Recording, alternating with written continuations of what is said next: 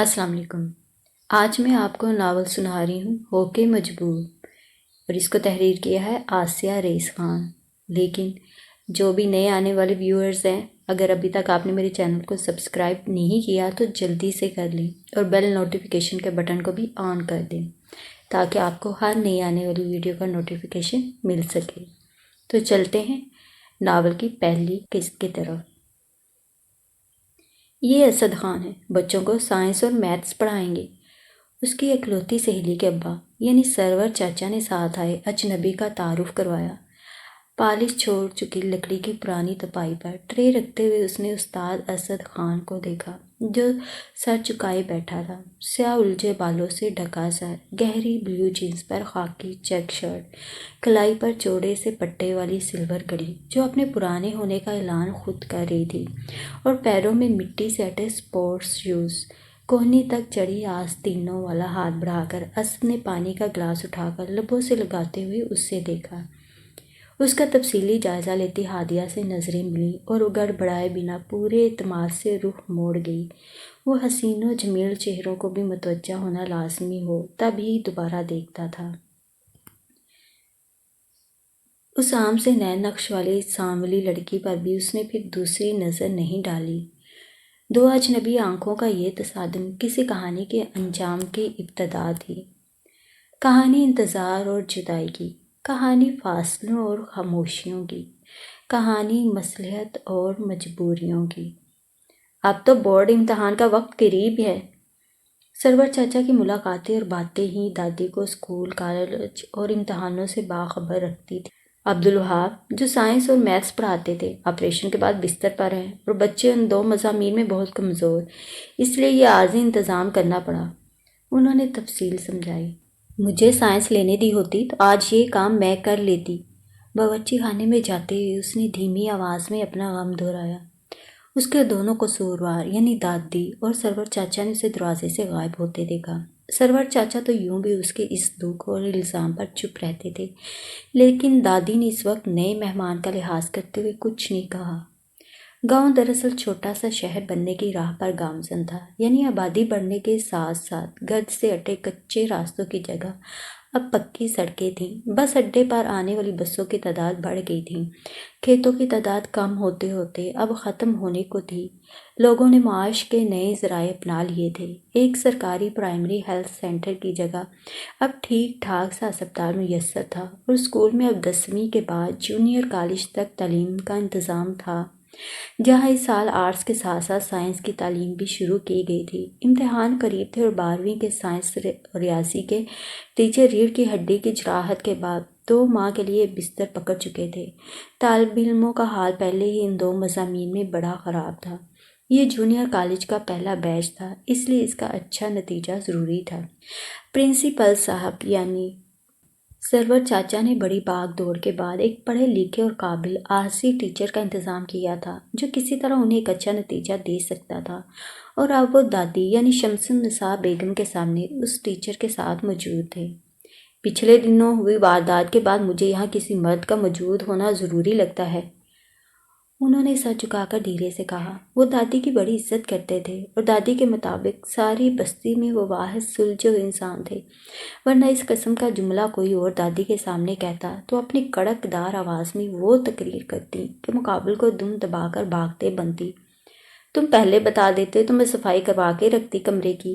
उन्हें सरवर मियाँ पर भरोसा था, वो काबिल एतबार इंसान को ही लाए होंगे। किसी ज़माने में उनका मकान यहाँ का सबसे काबिल दिल मकान था। बैरून मुल्क से कुछ दिन के लिए आए बेटे ने उसे रंग रोगन के साथ साथ जदीद तकाज़ों से भी मुज़य्यन कर दिया था। गांव वाले मरम्मत के बाद बावर्ची खाने के जदीद कैबिनेट, हाल में बना वाल यूनिट, सोफ़ा सेट और दीगर फर्नीचर वगैरह देखने के लिए आते, और हर बार दादी की गर्दन फ़ख्र से तन जाती थी। अब इस बात को बरसों बीत गए थे। मकान तो था ही पुराना, अब अंदर का फर्नीचर और आराइश भी पुराने हो गए थे। बरामदे और सहन का फर्श उखड़ने लगा था, रंगो रोगन कब के उतर चुके थे, और देखने आने वाले बाशिंदे कस्बे के दूसरे सिरे पर बने प्लाटों पर नई कॉलोनियाँ बसा चुके थे। بستی کے ساحلی سرے پر دادی کے مکان کے علاوہ چند ایک گھر ہی باقی تھے۔ اسکول کی پرانی عمارت قریب ہونے کی وجہ سے ہلچل رہتی تھی، ورنہ یہ حصہ سنسان ہی رہتا تھا۔ ابھی میں انہیں اسکول ساتھ لے جاتا ہوں، دوپہر میں چھٹی کے بعد آئیں گے، تب تک آپ صفائی وغیرہ دیکھ لیں۔ یہ ٹھیک ہے، دادی نے تائید کی۔ ہادیہ دوسری ٹرے میں چائے کے 3 کپ لیے واپس آئی۔ یہ آپ کی پرہیزی چائے چاچا۔ اس نے ایک کپ اٹھا کر سرور چاچا کو تھمایا۔ شکریہ بیٹا۔ انہوں نے کپ لے کر دوسرے ہاتھ سے دوسرا کپ اٹھا کر اسد کو دیا۔ شکریہ، اس نے کپ لیتے ہوئے کہا۔ چائے پینے کے بعد سرور چاچا اس کے ساتھ واپس چلے گئے۔ وہ اپنا ڈفل بیگ وہیں چھوڑ کر بیگ پیک ساتھ لے گیا تھا۔ کرایہ تو طے کر لیتی پہلے۔ ان دونوں کے گھر سے باہر جاتے ہی وہ تپائی سے ٹرے، گلاس اور کپ اٹھانے واپس آئے۔ وہ سب سرور میاں طے کر لیں گے۔ دادی مطمئن تھے۔ اسے اپنی خلوت اور تنہائی میں یہ مداخلت اچھی نہیں لگ رہی تھی، لیکن پچھلے ہفتے چوری یا پھر ان دونوں کو ڈرانے کی کوشش کے بعد وہ دادی کی رضامندی کی وجہ سے بھی سمجھ رہی تھی۔ 2 مہینے بعد امتحان ہے۔ اس نے انہیں باور کرایا کہ یہ عارضی حل ہے۔ آخر والا کمرہ صاف کر دے۔ انہوں نے اس کی بات انسنی کرتے ہوئے کہا۔ آخری کیوں؟ وہ اندر جا رہی تھی، رک کر پلٹی۔ ادھر تو سارا دن تو دناتی پھرتی ہے، آخری والا کمرہ ہی الگ ہے اور اس کا دروازہ بھی باہر سے ہے۔ وسیم والے واقعات کے بعد دادی نے پلنگ ان کے کمرے سے نکال کر برآمدے کے سامنے والے بڑے کمرے یعنی ہال میں ڈال لیا تھا۔ ہال کے ساتھ 3 کمرے اور باورچی خانہ تھا، جن کے داخلی دروازے ہال میں تھے۔ مکان کے دائیں سمت والے تنہا کمرے سے برآمدہ نظر نہیں آتا تھا۔ اس کا ہال میں کھلنے والا دروازہ بھی ہمیشہ بند رہتا تھا۔ اس بند دروازے کے ساتھ ہی ہال میں صوفہ رکھا ہوا تھا۔ دادی کو کہاں علم تھا اس کمرے کی چھوٹی کھڑکی، جو مکان کا آخری حصہ تھی، کہ نیچے کا چبوترا اس کا کیتھارسس باکس ہے۔ وہ زویا کی بیٹی کا فراک سی رہی تھی، اسے ادھورا چھوڑ کر کمرے کی صفائی کرنا پڑی۔ اس نے چھوٹی کھڑکی کی اچھی طرح جانچ کر تسلی کر لی تھی۔ لمبے عرصے سے بند رہنے کی وجہ سے اس کا آسانی سے کھلنا ممکن نہیں تھا۔ ویسے بھی کمرے کی سب سے بڑی کھڑکی پچھلی سمت تھی، جہاں سے میدان اور پھر دور تک پھیلے بچے کچے چند کھیت نظر آتے تھے۔ اسے کھولنے کے بعد اس چھوٹی سی کھڑکی کی ضرورت بھی نہ تھی کہ اس کے سامنے احاطے کی دیوار تھی۔ دادی کے ہدایات پر پلنگ پر نیا گدا، چادر، تکیہ، کمبل، پانی سے بھرا جگ، گلاس، تولیہ، صابن، مچھر مارنے والی اگربتی اور ماچس بھی رکھ آئی۔ ان سب کے علاوہ چونکہ وہ پڑھانے آیا تھا تو کمرے میں میز کرسی بھی ضروری تھی، اس لیے گھر کی اکلوتی میز بھی ماں کرسی کمرے میں پہنچا دی گئی۔ دادی وہ کرایہ دار ہیں، مہمان نہیں۔ اسے یہ سارا اہتمام ضرورت سے زیادہ لگ رہا تھا۔ تو مہمان سمجھ لے۔ دادی کو اس کے ساتھ بحث کی نہیں، بات ختم کرنے کی عادت تھی۔ اسے بار بار ایک خیال آ رہا تھا، لیکن چپ رہی کہ منہ سے نکلتے ہی اس کے کھانے پینے کی ذمہ داری بھی اس کے سر آ جانی تھی۔ اس کی یہ احتیاط 2 دن بعد ہی بیکار ثابت ہوگی۔ اول دن تو وہ دوپہر کے بجائے شام کو آیا، اور جو کمرے میں بند ہوا تو اگلے دن صبح جب وہ دادی کے لیے وضو کے لیے گرم پانی لے کر صحن میں آ رہی تھی تب نظر آیا۔ وہ اپنے کمرے سے نکل کر صحن سے گزرتے ہوئے باہر چلا گیا۔ اتنی صبح یعنی فجر میں تو اسکول نہیں کھلتا، اس نے سوچا۔ معمول کی طرح دادی نماز کے بعد برآمدے میں رکھے اپنے چھوٹے سے دیوان، جسے وہ ان کا تخت کہتی تھی، پر تلاوت کرنے بیٹھ گئی۔ اس وقت اسے نماز پڑھ کر سونے کی جلدی ہوتی تھی اور دادی کو چائے کی طلب۔ وہ ان کو چائے دینے آئی تب وہ واپس آیا۔ اوہ، اسے حیرت ہوئی، تو کرایہ دار نماز پڑھنے گیا تھا۔ السلام علیکم۔ اس نے دادی کو سلام کیا، اس سے پہلے کہ وہ جواب دیتی۔ ہادیہ کو ان کے جواب کے بعد کا اگلا جملہ سوچ کر کوفت ہونے لگی۔ وعلیکم السلام، ماشاءاللہ، صبح خیز ہونا اچھی بات ہے۔ ہادیہ، انہیں بھی چائے دے دو۔ شکریہ، لیکن تکلیف نہ کریں، اس نے انکساری سے کہا۔ تکلیف کی کیا بات، جاگنے کے بعد چائے تو لازم ہے، وہ کہنا چاہتی تھی۔ دادی کیا پتہ، شاید میری طرح انہیں بھی فوراً بستر میں جانے کی جلدی ہو، مگر صبح صبح زبان زیادہ ہلانے سے نیند بھاگ جانے کا خدشہ تھا۔ وہ خاموشی سے اندر چلی گئی، پھر ایک کپ چائے بنا کر باہر آئی تو دادی ہل ہل کر تلاوت کر رہی تھی۔ کرایہ دار غائب تھا۔ کمرے میں دے آؤ، کب تک کھڑا رہتا؟ وقفہ لے کر انہوں نے حکم کے ساتھ اس کا قصور بھی جتا دیا۔ مہمان، اس نے خود کو یاد دلایا، یہ دادی کے لیے مہمان ہے۔ اس نے دروازے پر دستک دی۔ اسد نے دروازہ کھول کر کپ لے لیا۔ تھینکس۔ خالص رسمی الفاظ پر اسے غصہ آ گیا۔ دادی کے مقابل والی انکساری کا شائبہ تک نہ تھا۔ مکار اور اداکار۔ اس سے پہلے کہ اس کے منہ پر دروازہ بند کرتا وہ فوراً پلٹ گئی۔ سردی اپنی آخری پڑاؤ میں تھی اور یہی کچھ دن تو رضائی کے مزے ملنے تھے۔ وہ واپس آ کر لیٹی تو روز کی طرح فوراً سو نہیں سکی۔ کل سے پہلے ہی 2 کپ چائے بنا لوں گی، نیند کی وادی میں گم ہونے سے پہلے وہ طے کر چکی تھی۔ تیسرے دن اتوار تھا اور صبح صبح سرور چاچا چلے آئے۔ کچھ دیر بعد معاملہ کھلا کہ دادی کا مہمان اور اس کا کرایہ دار 2 دن ہوٹل کا کھانا کھا کر فوڈ پوائزننگ کا شکار ہو گیا ہے اور توقع کے عین مطابق مہمان کی مہمان نوازی بھی اس کے سپرد کر دی گئی۔ وہ کئی برسوں سے دادی کے ساتھ تنہا رہ رہی تھی۔ بچپن میں پہلے ماں اور پھر اسکول پہنچنے تک ابا بھی اللہ کو پیارے ہو گئے تھے۔ پھپھو اور چاچا شادی کر کے دور چلے گئے، پھپھو سسرال اور چاچا دبئی۔ دادا بھی زیادہ دن ان کا ساتھ نہ دے سکے تھے۔ پیچھے وہ اور دادی رہ گئیں۔ مکان کے ساتھ کچھ زمین بھی تھی۔ جب تک دادی کی صحت نے ساتھ دیا وہ کھیت کے سب کام اپنی نگرانی میں کروایا کرتی تھیں۔ اب پٹے پہ دے رکھا تھا۔ چاچا بھی ہر ماہ معقول رقم بھیجا کرتے تھے، اس لیے وہ معاشی طور پر مستحکم تھیں۔ سرور چاچا کی زویا اس کی ہم عمر اور ہم جولی تھی۔ ان کی کوششوں سے ہی وہ دونوں اسکول کے بعد قریبی شہر جا کر BA کر سکی تھیں۔ اس کے لیے انہیں روز 2 گھنٹے بس سے سفر کرنا پڑتا تھا۔ اس کی خواہش کے باوجود سرور چاچا نے اسے سائنس نہیں پڑھنے دی۔ اس کے لیے ایک تو شام تک کالج میں رکنا ہوتا تھا، دوسرے زویا اوس سے کم درجے کی طالبہ تھی۔ سائنس اس کے بس کا روگ نہ تھی۔ دونوں کو ایک ساتھ تو روز آنے جانے کی اجازت تھی، تنہا یا الگ الگ نہیں۔ BA کا نتیجہ آنے سے پہلے ہی زویا کی شادی ہو گئی اور اب وہ سسرال کے ساتھ ساتھ 2 بچے سنبھال رہی تھی۔ اس کے لیے دادی نے اپنے بڑے اور اکلوتے پوتے کو چن رکھا تھا، پوتا بھی وہ جو آخری بار 10 سال پہلے آیا تھا۔ اب بھی اس کے آنے کے کوئی آثار نہ تھے، مگر دادی کی امید قائم و دائم تھی۔ اس معاملے میں اس کی حیثیت تماش بین کسی تھی۔ ترقی کے ساتھ ساتھ گاؤں کے دوسرے سرے پر نئی آبادی اور کالونیاں بس چکی تھیں۔ دادی کا مکان اب الگ تھلگ سا تھا۔ اس مکان کے بغل والی خالی جگہ وسیم کے خاندان نے خریدی تھی۔ وسیم کا خاندان بستی کے نئے امیر اور پرانے بدمعاش تھے۔ سڑک کی تعمیر کے دوران حکومت کی جانب سے ان کی زمینوں کا انہیں بڑا بھاری معاوضہ ملا تھا اور اب انہیں دادی کے بازو والی جگہ پر اپنا شاندار بنگلہ اور جانے کیا کیا بنانا تھا، جس کے لیے انہیں دادی کا مکان بھی چاہیے تھا۔ ایک دن وسیم کا باپ اور چاچا دادی کے پاس اپنا مدعا لے کر آئے۔ تگڑی سی رقم اور بہت اصرار کے بعد بھی دادی نے انہیں مکان فروخت کرنے سے انکار کر دیا۔ ہادیہ کی شادی کے بعد دادی شاید مکان فروخت کرنے تیار ہو جاتی، لیکن اس مکان کو ڈھا کر وہاں کوئی اور اپنا محل بنائے، اس کے لیے ان کا دل راضی نہیں تھا۔ مکان کے لیے انکار کے بعد دادی کی سہیلی ہادیہ کے لیے وسیم کا رشتہ لے کر آئیں اور تب دادی کا ماتھا ٹھنکا۔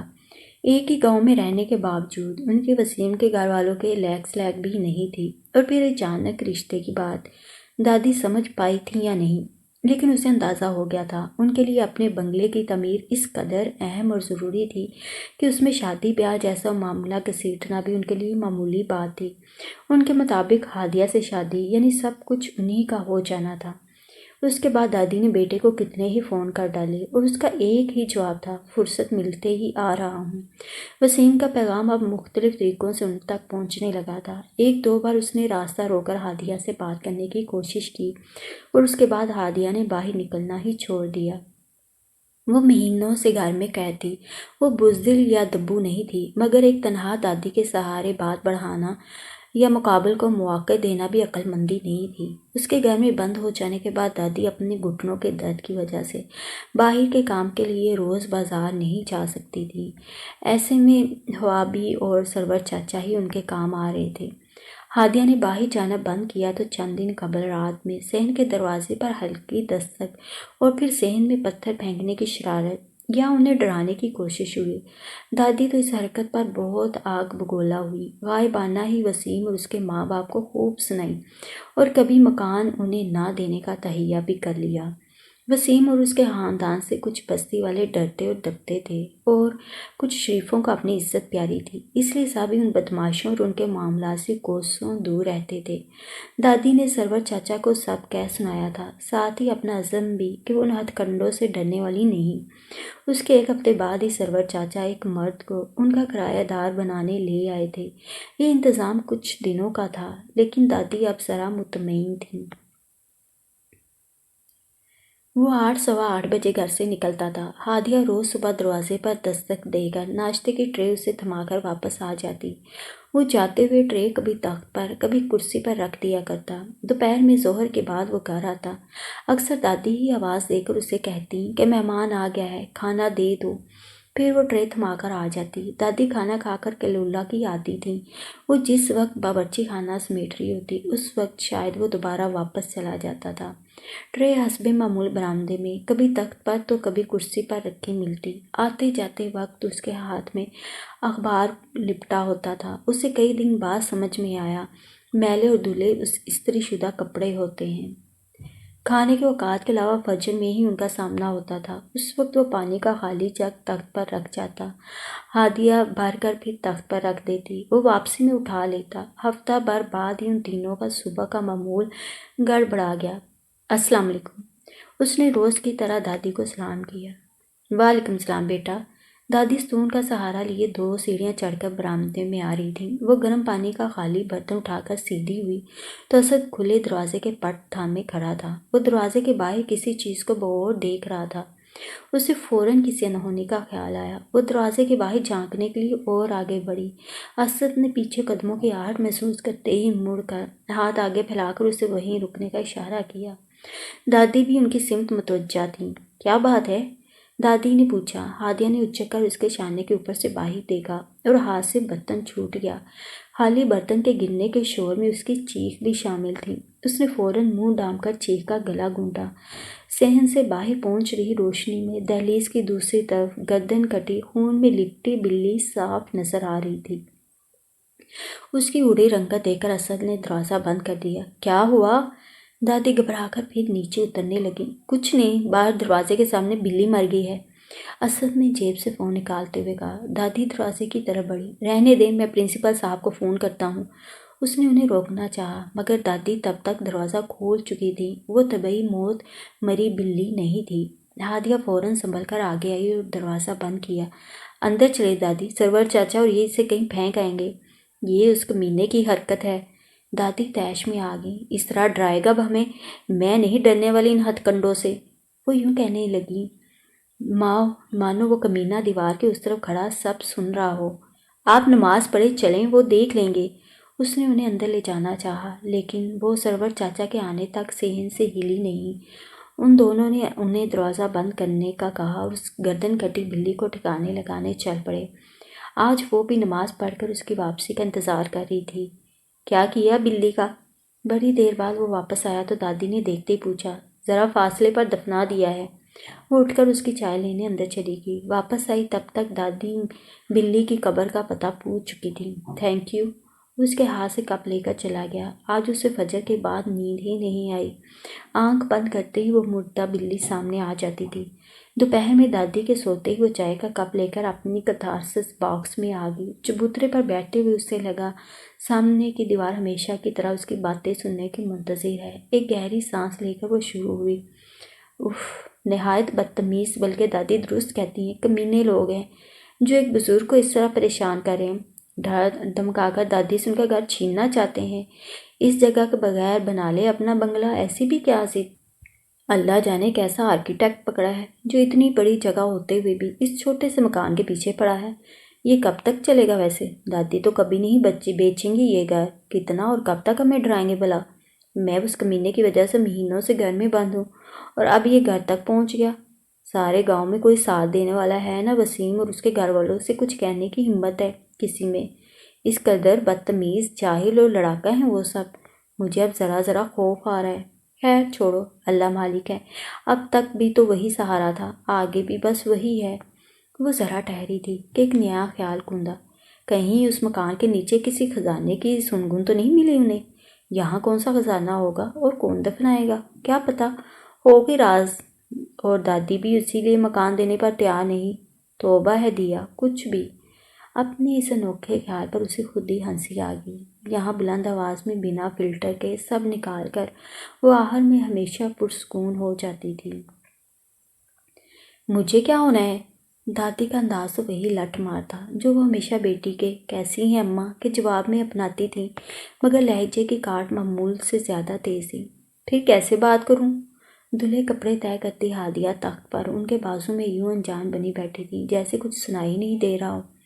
وہ بھی اچھی ہے، یہ اس کا ذکر تھا۔ پپھو نے بات بدل دی تھی، انہیں بھی ماں کی ناراضی کا اندازہ تھا اور وہ یوں فون پر دور نہیں ہو سکتی تھی۔ تم نے فون کیا اشفاق کو؟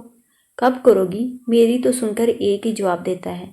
ہادیہ نے آخری دوپٹہ تیزی سے طے کیا، اس سے طے کیے کپڑوں کے کئی منزلہ ڈھیر پر رکھا اور دونوں ہتھیلیوں کے درمیان اس کئی منزلہ عمارت کو اٹھا کر اندر چلی گئی۔ دادی اس کے سامنے خواہ مخواہ کوڈ ورڈ میں باتیں کرنے کی کوشش کرتی تھی، مانو اسے تو سمجھ ہی نہیں آئے گا، اور اس کی کوشش ہوتی تھی کہ وہ کم از کم بیٹی کے سامنے دل کھول کر سب کہہ ڈالیں۔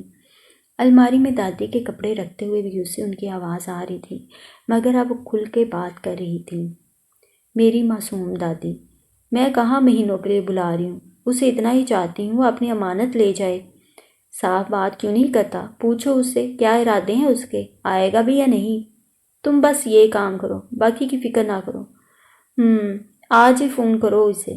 سرور میاں نے کسی پہچان والے کو کچھ دن کے لیے رکھا ہے۔ نہیں، کرایہ دار ہے۔ مجھے ان سب کی نہیں، دیا کی فکر ہے۔ اسے بیاہ کر اس کے گھر بھیج دوں، پھر سب سے نپٹ لوں گی۔ تمہارے پاس کس لیے؟ اکیلی بھی رہ سکتی ہوں، محتاج نہیں کسی کی، تمہاری ماں۔ اس نے الماری کے پٹ بند کیے، پٹ کے شیشے میں اس کا عکس اسے گھور رہا تھا۔ تم اس کے آنے کی تاریخ پوچھو، میں یہاں تیاری رکھتی ہوں، آئے اور نکاح پڑھوا کر ساتھ لے جائے۔ نہیں، مزید انتظار نہیں، کہہ دو میں نے کہا ہے، 1 مہینے میں سب کو لے کر یا صرف مرسلین کے ساتھ آ جائے یا پھر مجھے زندگی بھر منہ نہ دکھائے۔ ہادیہ اپنے کپڑے لیے اپنے کمرے میں آ گئی۔ جب اسے یقین ہو گیا فون بند ہو گیا ہے تو وہ انہیں کھانے کے لیے بلانے آئی۔ مہمان کو دے آؤ پہلے۔ وہ ہے نہیں ابھی، آ گیا ہے، انہوں نے اطلاع دی۔ اف، جانے دادی کے کون سے جملے سنے ہوں گے۔ وہ جھنجھلائی سی باورچی خانے میں آئی، ٹرے میں اس کے لیے کھانا نکالا، ہال و برآمدہ پار کرتے ہوئے دروازہ انگلیوں سے بچایا۔ کچھ توقف کے بعد دروازہ کھولا، اس نے ٹرے آگے کی۔ تھینکس۔ ایک ہاتھ سے ٹرے لے کر اس نے دروازہ بند کر لیا۔ جلدی کھاؤ اور جاؤ، اس نے دل میں اسے مخاطب کیا۔ اس نے دادی کے ساتھ کھانا کھایا، پھر سب سمیٹتے اور برتن دھوتے ہوئے گھڑی کے 3 بجانے کا انتظار کرنے لگی۔ دادی کھانے سے پہلے ہی نماز پڑھنے کی عادی تھیں۔ غذا سے شکم پور ہوتے ہی انہیں نیند آنے لگتی تھی۔ اب وہ دوپٹے سے ہاتھ پونچھتے حال میں آئی تو دادی سو چکی تھیں۔ وہ برآمدے میں آئی، وہاں حسب معمول کرسی پر ٹرے رکھی تھی۔ چلا گیا۔ اس نے ٹرے باورچی خانے میں رکھی اور اپنے کتھارسس باکس میں آ گئی۔ بند کھڑکی کو دیکھتے ہوئے وہ اپنی مخصوص جگہ پر بیٹھ گئی۔ اسے سامنے کی دیوار ہمہ گوش محسوس ہوئی اور وہ شروع ہو گئی۔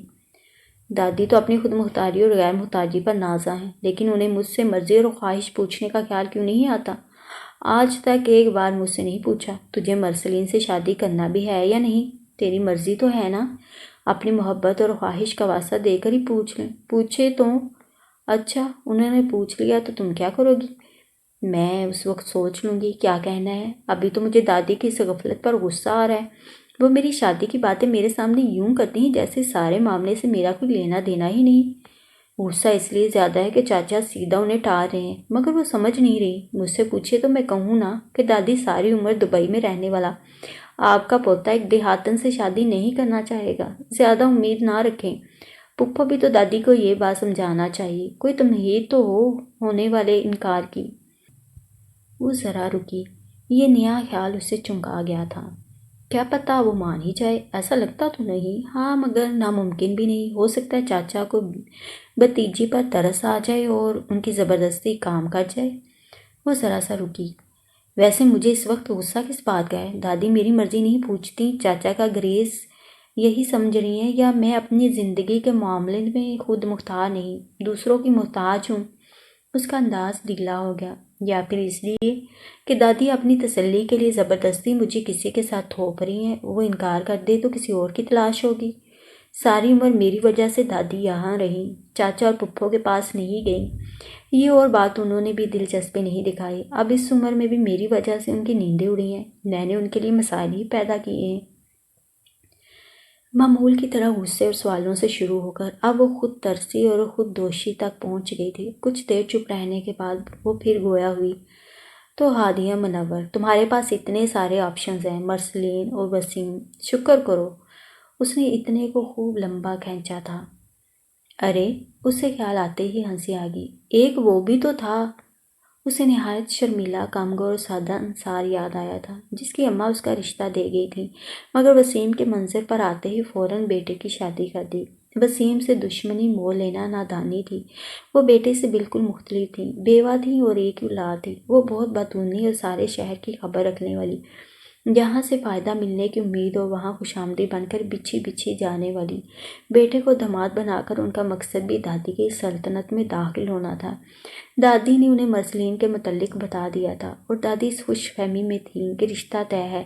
یہ علم ہونے پر انہوں نے بیٹے کی دوسری جگہ شادی کر دی ہے، جبکہ حقیقت یہ نہ تھی۔ اس کا فون بجنے لگا۔ زویا کی کال تھی۔ فرصت مل گئی تمہیں؟ توبہ! السلام علیکم مسلمہ۔ وعلیکم السلام مصروف مسلمہ۔ تمہاری شادی اور بچے ہو جائیں پھر اس پر بات کریں گے، ابھی چھوڑو، تمہاری کچھ سمجھ میں نہیں آئے گا۔ ابھی میں شادی پر جلی بھنی ہوں، اس لیے چھیڑو مت مجھے۔ اچھا، اپنے کتارسس باکس میں ہو؟ وہ ہنسنے لگی۔ اس گوشے کا یہ نام کنفیشن باکس کی طرز پر زویا نے ہی رکھا تھا۔ مجھے ابا نے بتایا، نالائق وسیم کا باپ اور وہ کیا کچھ کر رہے ہیں۔ ہادیہ نے گہری سانس لی۔ اتنی سی زمین ہے دادی کی، کوئی بہت بڑی جائیداد نہیں، اور اس میں میرا کوئی حصہ بھی نہیں بنتا۔ پھر یہ چھوٹا سا مکان، اس پر اتنی رال ٹپک رہی ہے۔ سوچو ذرا، دادی امیر کبیر ہوتی تو کیا ہوتا؟ زمین نہیں، انہیں مکان کی جگہ چاہیے، اور دادی نے جس طرح انکار کیا ہے نا، وہ بات انہیں ضد لا گئی ہے۔ یہ باتیں چھوڑو، میرا بھالو اور گڑیا کیسے ہیں؟ اس نے زویا کے بچوں کا پوچھا۔ اچانک ایک دوپہر پپھا اور پپھو آ گئے۔ پہلے فون تو کر دیتی۔ دادی اپنی بیٹی کی من مرضی والی عادت سے نالا رہتی تھیں۔ مہینوں ملنے نہیں آتی، ہفتوں کال نہیں کرتی، اور پھر یوں کبھی بھی چند گھنٹوں کے لیے آ دمکتی۔ وجہ مصروفیات جو دادی کو بہانہ لگتی تھی۔ بس اماں، قریب کے شہر میں ان کے دوست کے بیٹے کے یہاں پہلی ولادت ہوئی ہے، ادھر گئے تھے، وہاں سے جلد فارغ ہو گئے تو میں نے کہا آپ سے ملتی چلوں۔ بیٹی کی صاف گوئی پر دادی کے دل کو ٹھیس لگی۔ دنیا داریاں نبھانے کا وقت ہے، ماں کے لیے نہیں۔ انہوں نے پانی کے لیے اندر آئی ہادیہ کو مخاطب کیا۔ دیا بیٹا، کچھ تکلف نہ کرنا، کچھ دیر میں ہی نکلیں گے ہم۔ رات کا کھانا کھا کر جائیے گا پپھو، آپ اتنے دنوں بعد تو آئی ہیں۔ نہیں بیٹا، کھانے کو رکے تو گھر پہنچنے میں دیر ہوگی، زیادہ رات ہو تو مجھے ڈرائیونگ میں بھی پریشانی ہوتی ہے، پپھا نے کہا۔ پپھو پپھا کا اپنا نجی اسکول تھا، انہیں فرصت کم ہی ملتی تھی۔ ان کی ایک بیٹی اور ایک بیٹا تھا، دونوں شادی کے بعد آسٹریلیا میں سیٹل تھے۔ تبھی سین سے گزرے اسد کو دیکھ کر دادی نے آواز دی، اسد بیٹا۔ وہ حال میں چلا آیا۔ السلام علیکم۔ اندر موجود نئے چہروں کو دیکھ کر اس نے سلام کیا۔ وعلیکم السلام، یہ اسد ہے، سرور میاں نے یہاں ٹھہرایا ہے، آؤ بیٹھو۔ دادی نے بیٹی اور داماد سے اس کا تعارف کروایا۔ وہ صوفے کے ساتھ والی کرسی پر بیٹھ گیا۔ ہادیہ باورچی خانے میں چلی آئی۔ کھانا نہیں، مطلب ریفریشمنٹ کا انتظام ہی کھانے جیسا کرنا ہوگا۔ کھانے کے لیے انکار کرنے والے مہمانوں کو کیا واقعی احساس نہیں ہوتا کہ اس طرح وہ میزبان کا کام بڑھا رہے ہیں؟ ان کے یہاں کبھی کبھار کے مہمانوں کے لیے بس بسکٹ رکھے ہوتے تھے، اب پپھا پپھو کو صرف چائے بسکٹ تو نہیں کھلا سکتی تھی۔ ان کا بھی اسکول ہے، دادی نے بتایا۔ اچھا۔ وہ پپھا کی سمت دیکھنے لگا اور انہوں نے اسکول کا کیسے کیوں شروع کیا سے لے کر اب تک کی سمری اس کے گوش گزار کر دی۔ آپ کی پرماننٹ جاب ہے یا کانٹریکٹ ہے؟ پپھا نے پوچھا۔ دونوں ہی نہیں سر، میرے پاس 1.5 ماہ کا وقت تھا اور یہاں بچوں کو سائنس اور میتھ سمجھانے پڑھانے کی ضرورت تھی۔ یوں سمجھے میں کلاس میں ٹیوشن دیتا ہوں، ریگولر ٹیچر ہیں یہاں، لیکن وہ میڈیکل ایمرجنسی کی وجہ سے کلاس لینے سے قاصر ہیں۔ ارے وہ صحت مند بھی ہو تو سرکاری اسکولوں اور ٹیچروں کا معیار وہ نہیں ہوتا جو شہر میں ہوتا ہے۔ پپھا نے تعصب سے سر ہلایا۔ اسے اس بات سے اختلاف تھا، لیکن وہ چپ رہا۔ آپ کی کوالیفیکیشن کیا ہے؟ میں فی الحال فزکس میں پی ایچ ڈی۔ ماشاء اللہ ماشاء اللہ۔ پپھا نے اس کی بات بھی مکمل نہیں ہونے دی کہ وہ پی ایچ ڈی کی تیاری کر رہا تھا۔ انہیں اعلیٰ تعلیم یافتہ افراد پسند تھے۔ باورچی خانے میں ہادیہ نے متاثر ہونے والا منہ بنایا۔ واہ جی، اتنے بڑے ترم خان ہمارے کرایہ دار ہیں۔ کہاں سے ہیں آپ؟ اسد نے پہلو بدلا۔ آپ نے تو بچے کا انٹرویو شروع کر دیا۔ پپھو نے اس کی بے آرامی محسوس کرتے ہوئے کہا۔ ارے بھائی، ہماری ہی فیلڈ ہے، کبھی ضرورت پڑ گئی تو دونوں کا بھلا ہوگا۔ اب ہر پی ایچ ڈی بندہ تو ٹیچنگ میں دلچسپی نہیں رکھتا۔ کہاں سے ہیں آپ؟ پپھا نے بیگم کی بات نظر انداز کر کے اپنا سابقہ سوال دہرایا۔ اسد کو جھوٹ کہنے کے لیے کوئی دور دراز کے شہر کا نام بھی نہیں سوچ رہا تھا۔ تبھی اس کا فون بجنے لگا۔ ایکسکیوز می، وہ فون دیکھتے ہوئے کھڑا ہوا۔ وہ یہ کال ہرگز ریسیو نہیں کرنا چاہتا تھا، لیکن فی الحال جواب سے بچنے کا یہی ایک راستہ تھا۔ ضروری کال ہے۔ وہ ہال سے باہر اپنے کمرے کی سمت آیا اور کال منقطع کر کے فون سوئچ آف کر دیا۔ کتنی ہی دیر تک وہ فون ہاتھ میں لیے کھڑا رہا۔ بتا ہی دیتا، اتنی احتیاط بھی غیر ضروری ہے، اس سے خیال آیا۔ کچھ دیر وہ سوچتا رہا، کمرے میں چلا جائے یا واپس ہال میں جائے۔ آخر ہال میں واپس آ گیا۔ سوری، اپنی جگہ بیٹھتے ہوئے اس نے معذرت کی۔ ارے کوئی بات نہیں برخودار۔ دادی اور پپھا اپنی باتوں میں مصروف تھیں، ایسے میں پپھا کو وہ مل گیا۔ کافی دیر بعد وہ 2 قسم کے پکوڑے، آلو پینٹس، بسکٹ اور حلوہ لے کر آئی تو چاروں اپنی باتوں میں مشغول تھے۔ اتنا سب بیٹا، کیوں تھکایا خود کو؟ اب دیر بھی ہو گئی ہے۔ پپھا کو اچانک وقت کا احساس ہوا۔ یہ تو کھانا ہی ہو گیا۔ خوشبو سے پپھا کی بھوک چمک اٹھی تھی۔ آپ لیں، میں چائے لاتی ہوں۔ وہ تپائی ان کے قریب کھسکا کر واپس چلی گئی۔ چائے کے کپ سب کے آگے رکھنے کے بعد وہ ان کے درمیان خاموش بیٹھی تھی۔ کہاں سے ہیں کا جواب نہیں دیا تھا۔ وہ اندر سب سن رہی تھی۔ اب بیٹھی اس کی حرکات و سکنات کا یوں جائزہ لے رہی تھی جیسے اس سے اس کا شہر اور پتہ اخذ کر لے گی۔ اتنا پڑھا لکھا بندہ اس چھوٹی جگہ کیسے اور کیوں آیا ہے؟ سرور چاچا سے پوچھا بھی نہیں، انہیں کہاں ملا یہ؟ شکل و صورت عام سی ہے، کپڑے بھی عام سے ہوتے ہیں، جینز اور کاٹن کی شرٹس، ایک ہی جوتا پہنتا ہے، غیر ضروری بات نہیں کرتا، نہ تانگ جانگ کرتے اور سنگن لیتے پکڑا گیا۔ ہادیہ بی بی دل ہی دل میں اس کی پروفائلنگ کر رہی تھی۔ امیر ہے، فراڈ ہے، متوسط ہے، غریب یا شریف، یہ رنگت تو یوں لگتی ہے دھوپ میں سنہری ہوئی ہے شاید، اور آنکھیں اس کی مسلسل نگاہیں تھیں کہ اسد پورا گھوم کر اسے دیکھنے لگا۔ ہادیہ نے گڑبڑا کر نظریں ہٹائیں۔ اف! واپس مڑنے سے پہلے وہ لمحہ بھر اسے دیکھتا رہا تھا۔ پپھو کو گاڑی میں بٹھا کر اور خدا حافظ کہہ کر وہ اندر آیا۔ میرے لیے رات کا کھانا نہ بنائیں، اس نے دروازے میں رک کر دادی سے کہا۔ ارے بیٹا، ابھی تو مغرب ہوئی ہے، بھوک لگ جائے گی۔ اتنا سب کچھ کھا لیا، قطعی گنجائش نہیں ہے۔ وہ تپائی اور صوفے پر پھیلا بکھرا سامان سمیٹ رہی تھی۔ اسے اب یہ بندہ مشکوک لگ رہا تھا۔